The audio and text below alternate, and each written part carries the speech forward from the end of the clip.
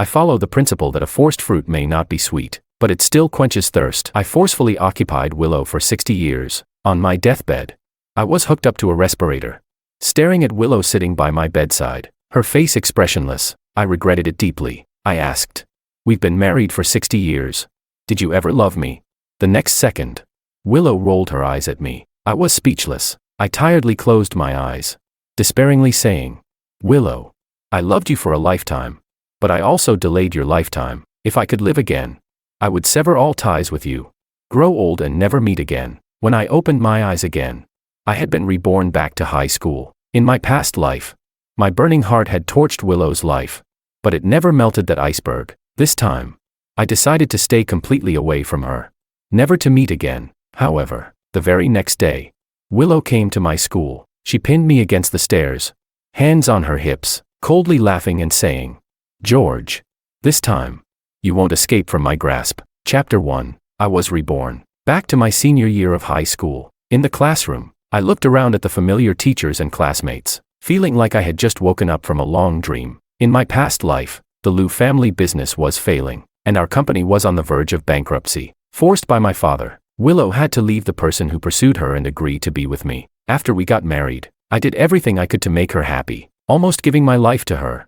I loved Willow far more than I loved myself. Willow didn't let me down. On the outside, she supported my career, becoming my capable assistant, helping both the Wang and Liu families' businesses grow. At home, she was gentle, considerate, and even bore me children. But after we got married, Willow never smiled again. I was the school's troublemaker, skilled in fighting and skipping classes. Willow had been at the top of the provincial exams for 2 years in a row, both talented and beautiful. Perhaps she had never looked down on me. Her body was by my side, but her heart was always with her childhood friend, a foreign exchange student. We lived in the same bed, but our dreams were different, and we both suffered. In this new life, I decided to forget Willow and live my own life well. But the next moment, my family called, saying they had arranged a meeting with a girl at the city library. This girl was a model student, also the school beauty of a nearby top high school, and they asked me to make the most of this opportunity. I didn't even need to hear her name. I knew it was Willow. In my past life, Willow was the school beauty of the provincial Key High School, and in order to pursue her, I went to that school and relentlessly chased her, even working with the Wang and Liu families to make sure we ended up together. But in this life, I didn't seek Willow out. How could she find me?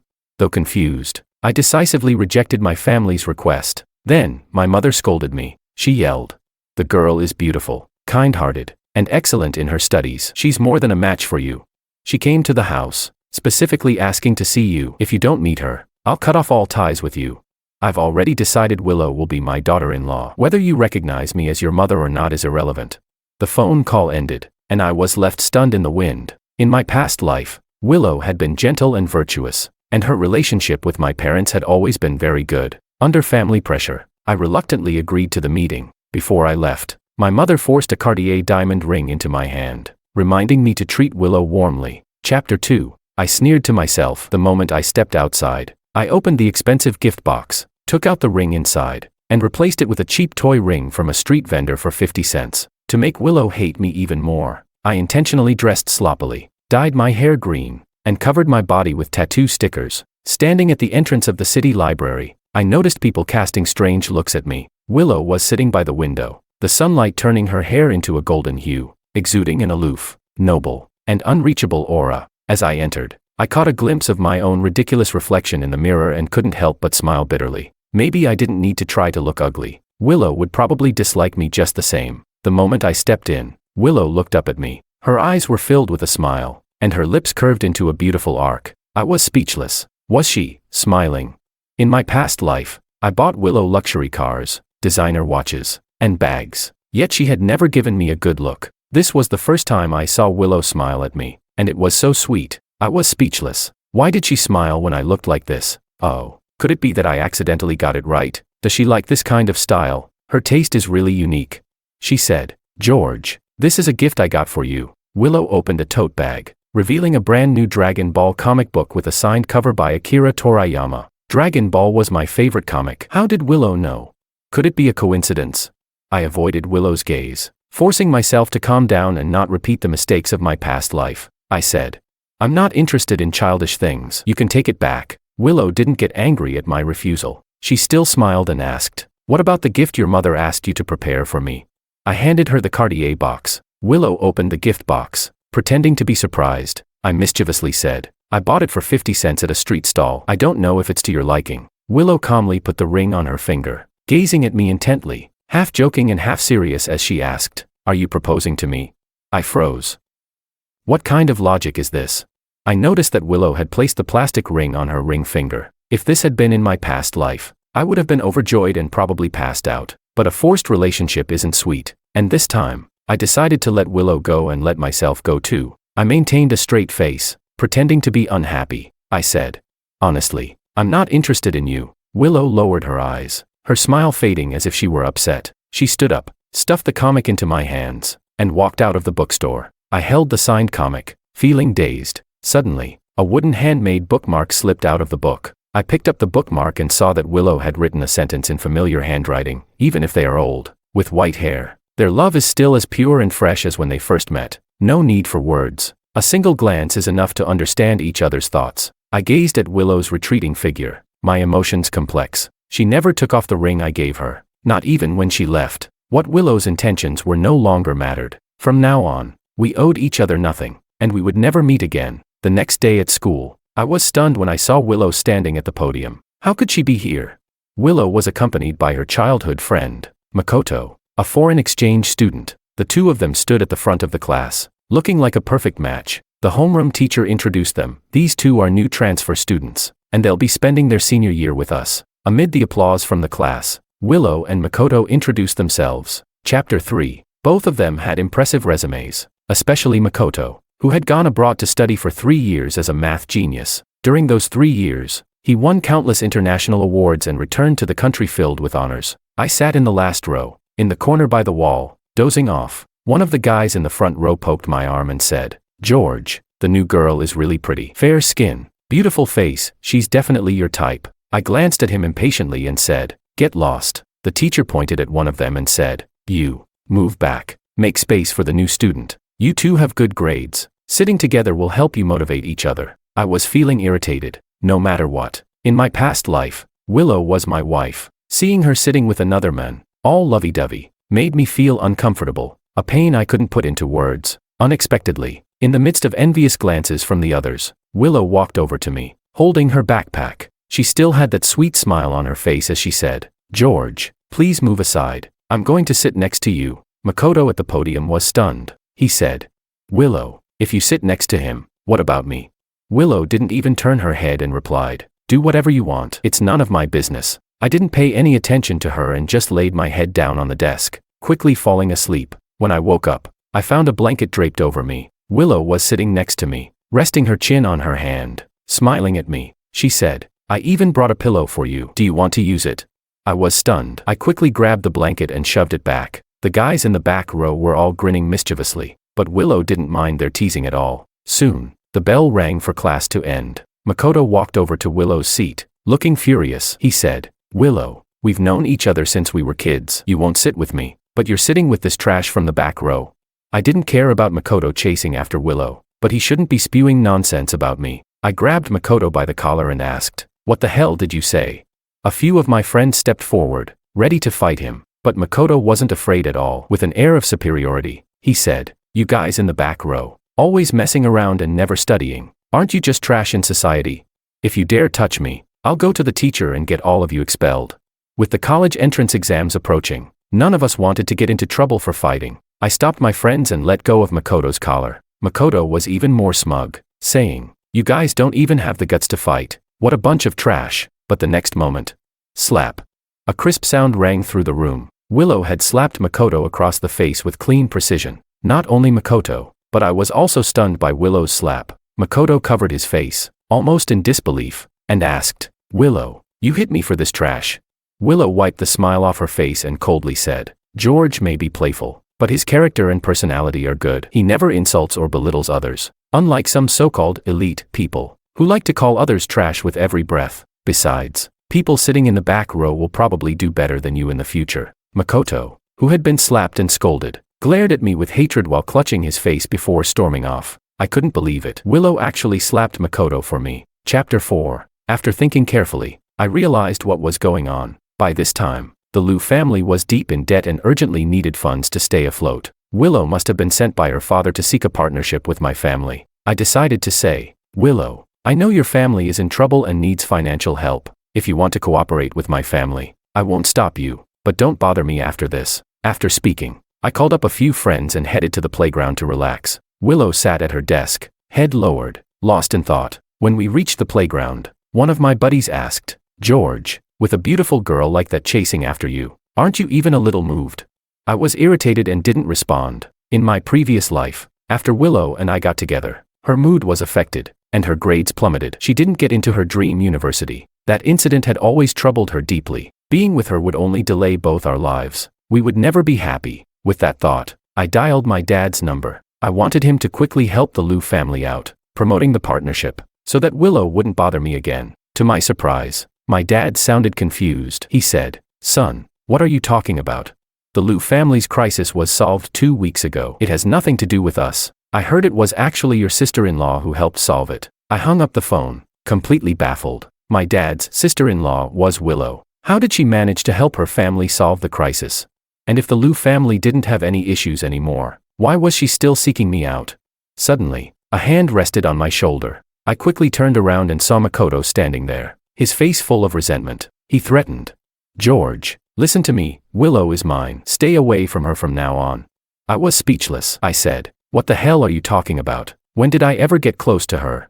I thought to myself, since we met, it's always been Willow trying to get closer to me, although I still didn't understand her reasons. One of my friends shoved Makoto away and cursed, "Are you asking for a beating?" I didn't want to fight with this idiot, so I walked away with my friends. As we left, Makoto didn't forget to warn me, "Stay away from Willow."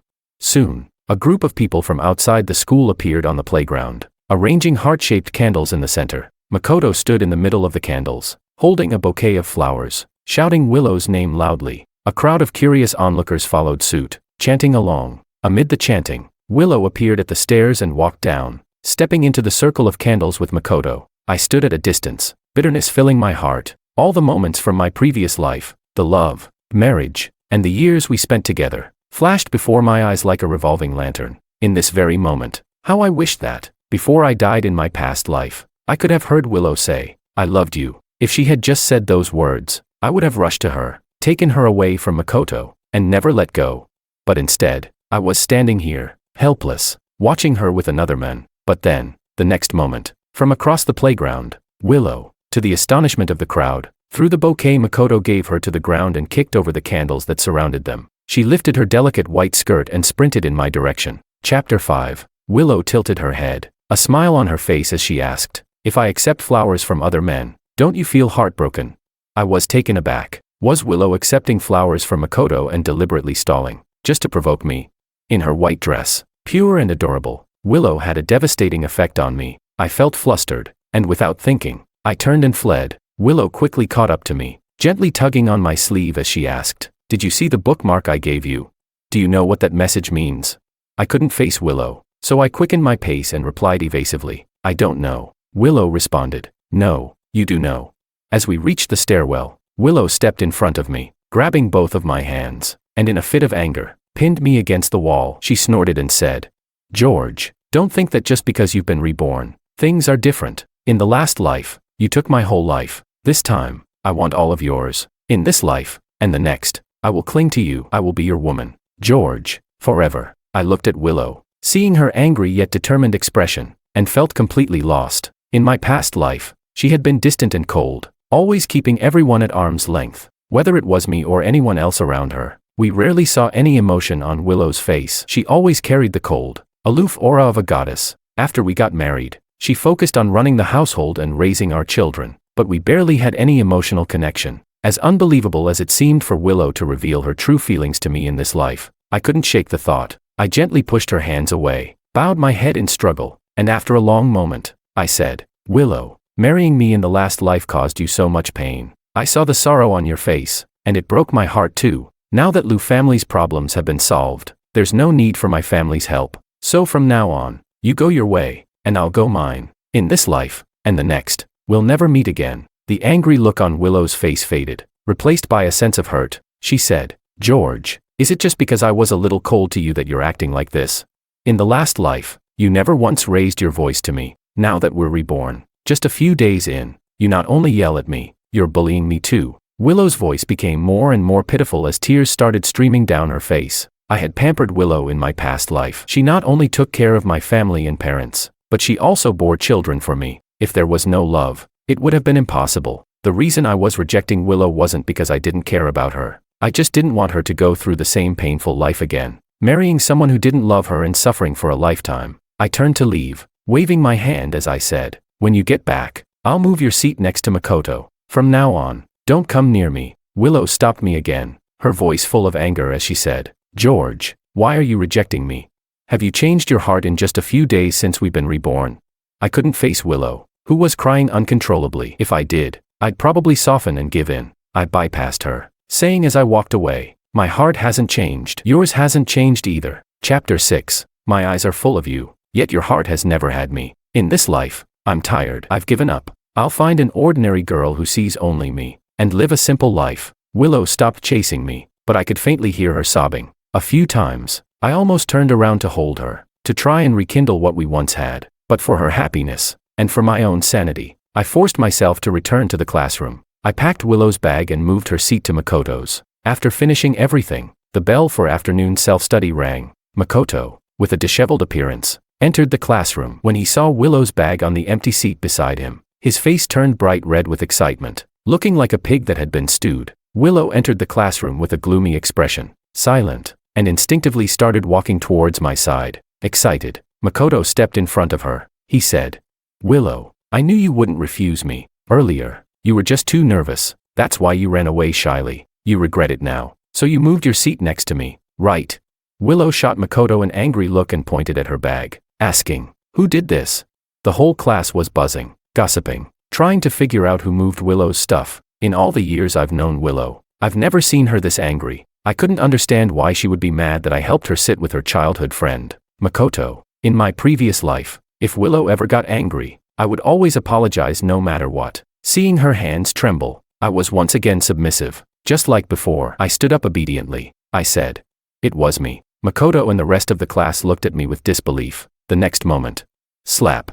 Willow slapped Makoto hard across the face. Makoto, holding his burning cheek, looked completely stunned and aggrieved, asking, "Willow, why are you hitting me? He's the one who moved your bag."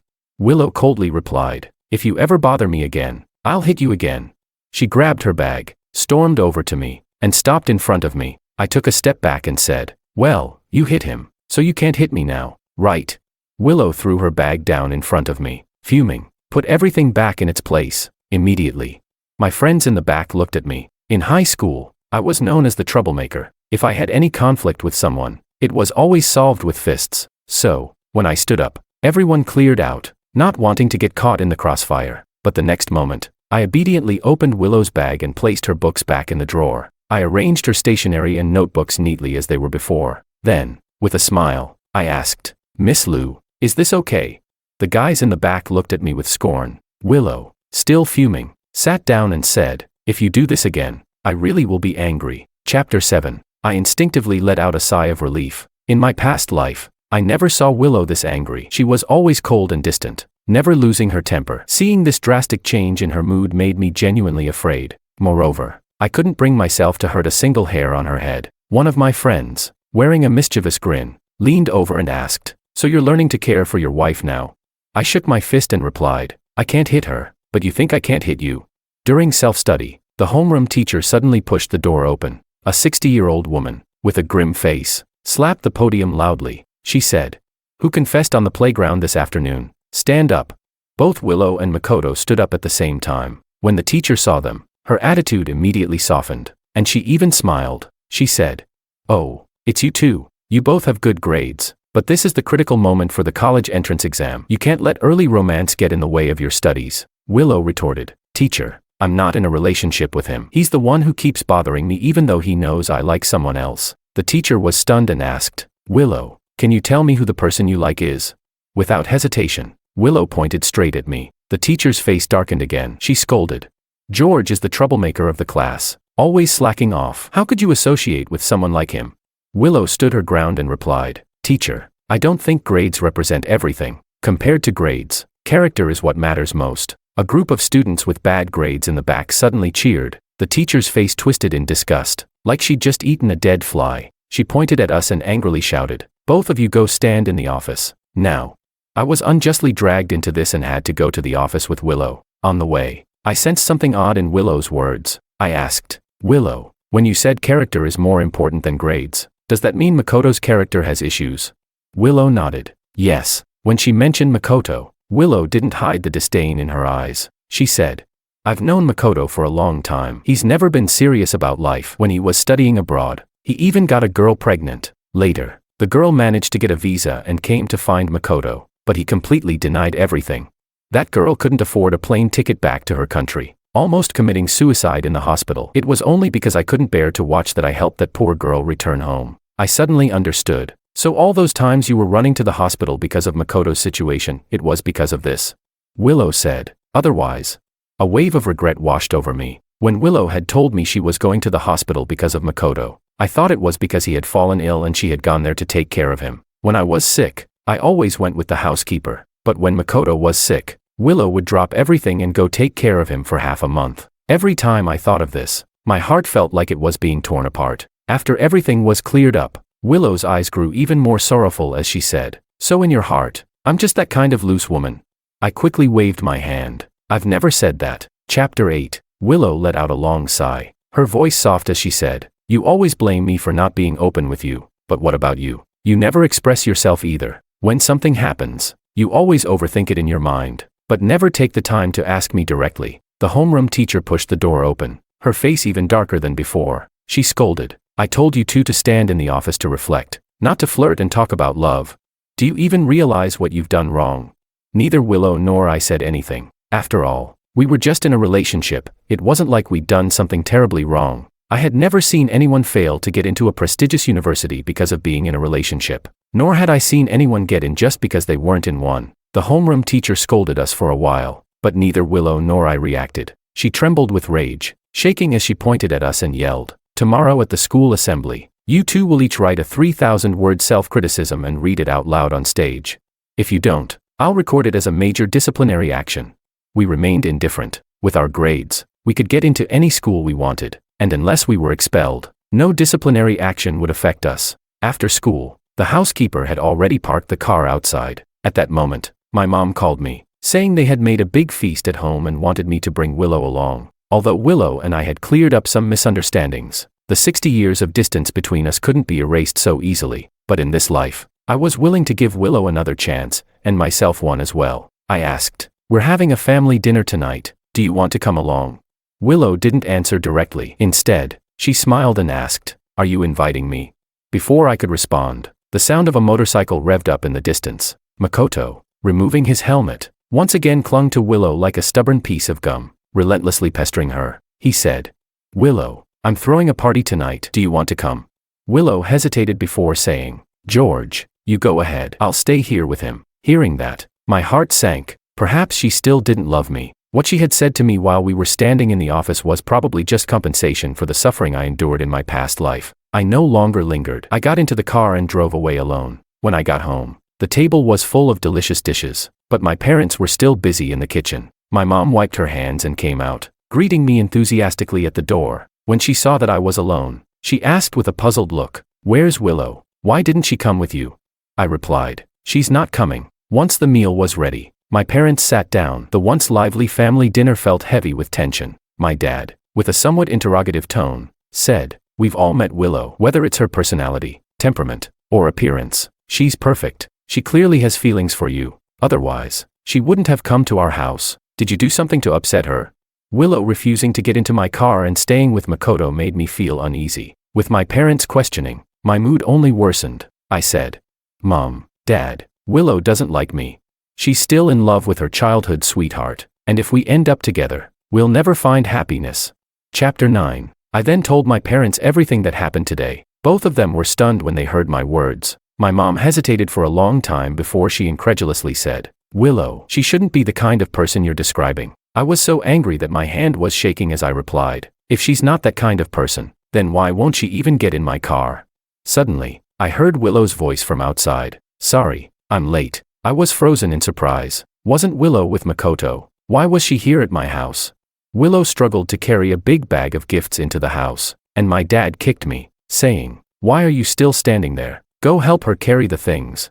Reluctantly, I helped Willow with her things. At the dinner table, my parents still sided with me. My mom subtly asked, "Willow, why didn't you come back with George after school?" Willow calmly replied, "Mom, the reason I'm late is because I didn't want George to feel jealous. He's a bit petty, always thinking there's something between me and a guy from class. I couldn't help it. So after school today, I made plans with that guy to talk it through and tell him not to bother me anymore. Otherwise, George would feel uncomfortable seeing us together." After hearing this, my dad kicked me in the butt. He angrily scolded, "A real man wouldn't be so petty.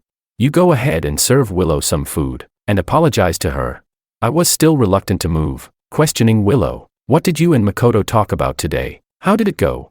Willow casually said, "Not much, really. I just slapped him and told him to stop bothering me from now on. If he shows up again in front of me, I'll hit him again." I was speechless. How did she become a violent beauty?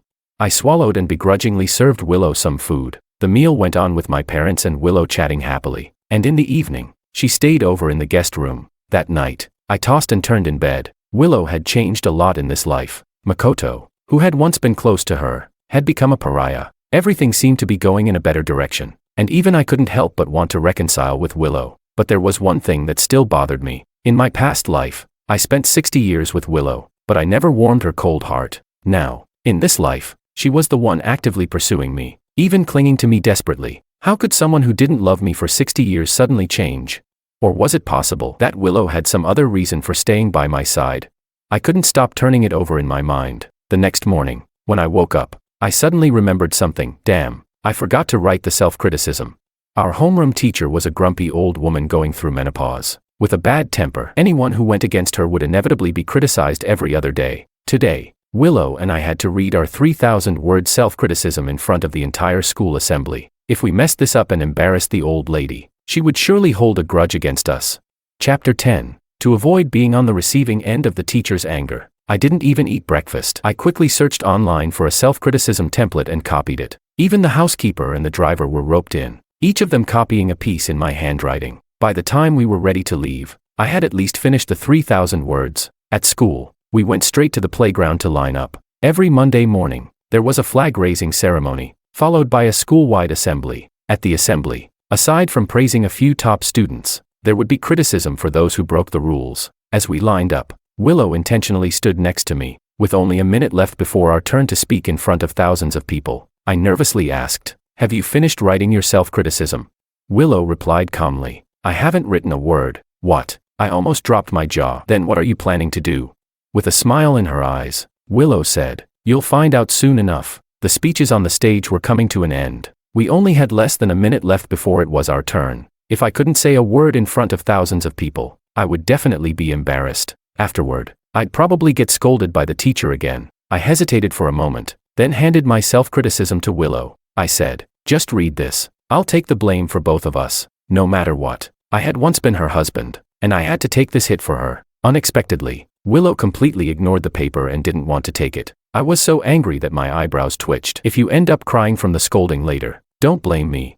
Soon, Willow and I were called up to the stage. At the teacher's signal, I started reading my self-criticism without any emotion. With 3,000 words, I quickly finished reading, hoping to pass by without trouble. Once I was done, the microphone was handed to Willow. The teacher said, "Willow, it's your turn." Willow took the microphone, but she didn't pull out a self-criticism. She turned to look at me, and in her eyes, there was a glint of determination. She said, "George, I don't know when I fell in love with you, but when I finally realized it, and when I thought I was going to lose you, I understood how much I love you. Seeing you lying in bed, about to leave me, I can't even describe the regret in my heart. I wanted to say I love you, but I always felt like I hadn't done enough to deserve it. You gave me 60 years of chances, and I never cherished them. After you left, I regretted every second, 1,000 times over, but it was too late. So, on the day of your funeral, I chose to come into this world with you." By the time she finished speaking, Willow was already in tears. I stood there, stunned,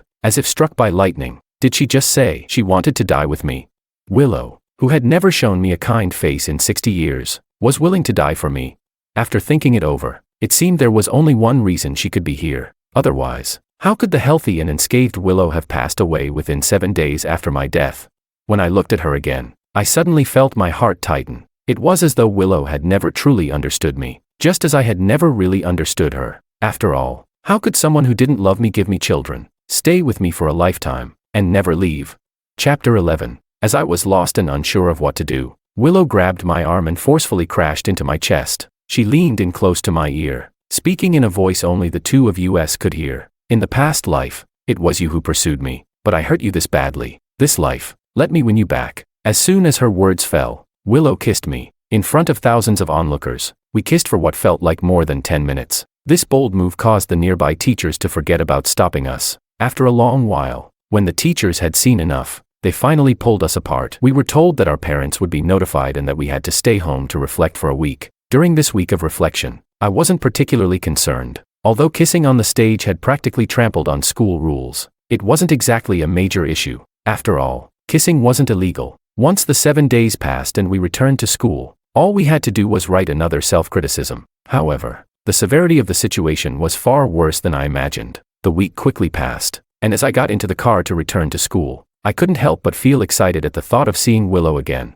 After all, it was the first time Willow had kissed me so actively in all these years of marriage. But when I returned to school, I found Willow's seat was empty. After asking around, I learned that someone had leaked the news of Willow's kiss to the media, causing a huge stir. Because of the negative attention, Willow had been suspended from school. As for whether her expulsion was inevitable, that was still under discussion. I was shocked and immediately rushed to Willow's house to find out what had happened. When I arrived, Willow had been crying so much her eyes were red, and she ran up to hug me. The kiss she had given me was now all over the media, and the situation was spiraling out of control. If this became a public scandal, Willow would definitely be expelled. In her past life, Willow's biggest dream was to attend a prestigious university. Now, she wanted to make up for the regrets of her previous life, but if she were expelled, she would never have the chance to achieve that dream. I took Willow's hand and promised her that I would handle the situation. In her past life, she had always supported me unconditionally, whether it was business-related matters or family issues.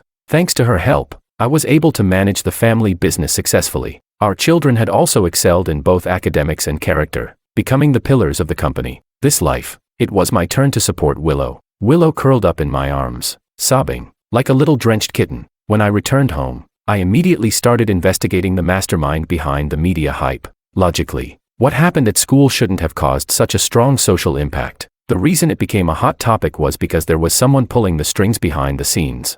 Before I could finish my investigation, Makoto found me. After class, he secretly called me to an empty staircase. With a sly grin, Makoto said, "George, aren't you so deeply in love with Willow? Now, I'm giving you a chance to let her return to class." It was obvious Makoto was behind this.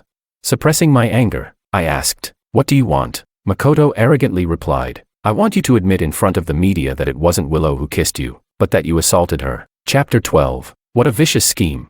If I followed Makoto's demands, not only would I be expelled, but I'd probably face criminal charges and leave a permanent record. Furious, I clenched my fist to strike him, but he pulled out a hidden camera from his chest pocket. Makoto arrogantly taunted, "Go ahead, hit me if you dare. I'll just tell the teachers afterward." I reluctantly lowered my fist and turned back toward the classroom. In the following days, I began using the Wong family's influence to suppress the media storm that Makoto had stirred up with his money. The situation quickly cooled down, and no one seemed to care about it anymore. Soon after, my father allocated funds to build a new library on an abandoned piece of land at school. Once these two things were done, the school canceled Willow's suspension, allowing her to return to campus. Makoto, on the other hand, didn't escape his fate from the previous life. He was expelled after getting into serious trouble while studying abroad. The college entrance exam soon arrived. Willow and I both achieved excellent scores and were admitted to Tsinghua University, becoming alumni. The regrets from our past lives were finally resolved, and we could make up for them in this life.